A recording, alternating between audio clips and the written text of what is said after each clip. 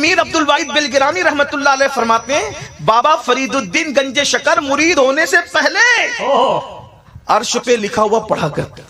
یہ ہم سنیوں کا عقیدہ ہے.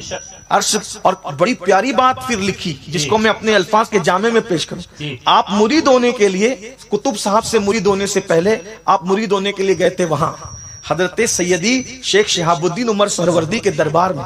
جب پہنچے مرید ہونے کے لیے تو بابا صاحب کو دیکھ کر, بچپنا تھا ابھی, داڑھی کے بال بھی پورے نہیں نکلے تھے, بابا صاحب کو دیکھ کے شیخ صاحب سمجھ گئے آیا کون ہے. اس وقت دسترخوان لگا ہوا تھا.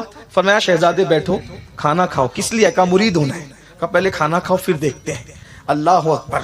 تو دسترخوان لگا تھا, ہاتھ دھلائے, سب نے ہاتھ دھلے, سب نے ہاتھ دھلے. بابا صاحب کی باری آئی تو انہوں نے بھی ہاتھ دھلے, اور ہاتھ دھلے تو 1 2 3 4 لوٹے پر لوٹا, لوٹے پہ لوٹا ڈالا جاتا رہا اور یہ ہاتھ دھلتے رہے. لوگوں اشارہ کرنے لگے دیکھو حیثیت کیا ہے, ہاتھ دھلنے کا طریقہ نہیں پتا, اتنے بڑے بزرگ سے مرید ہونے آئے.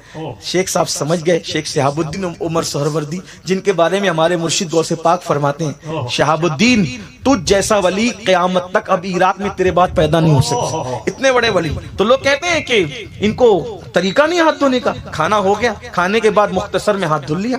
تو شیخ صاحب سمجھ گئے یہ لوگ سب بدگمان ہو گئے ہیں اور یہ بہت بڑی ہستی ہے, بچپنے بڑی ہستی ہے. تو فرمایا کہ شہزادے ایک سوال پوچھنے کا. کیا بابا صاحب؟ فرمائے. تو کہا کہ ہاتھ دھلنے میں اتنا پانی ضائع کرنا, اس کی تو اسلام اجازت نہیں دیتا. کہا اگر حضور گستاخی معاف ہو تو عرض کر دوں. کہا کہو. کہا کہ یہ جو آپ کی کنیز ہاتھ دھلانے آئی تھی نا, اس کی پیشانی پہ نظر پڑی تو میں تقدیر پڑھ رہا تھا کہ اس کی تقدیر میں لکھا تھا یہ جہنمی ہے. تو میں نے سوچا اتنے بڑے ولی کی خانقاہ میں خدمت کرنے والی کنیز جہنم میں جائے گی, تو میں ہاتھ نہیں دھل رہا تھا, اس کی تقدیر دھل دوں. میں ہاتھ نہیں, اس کی تقدیر دھل رہا تھا حضور.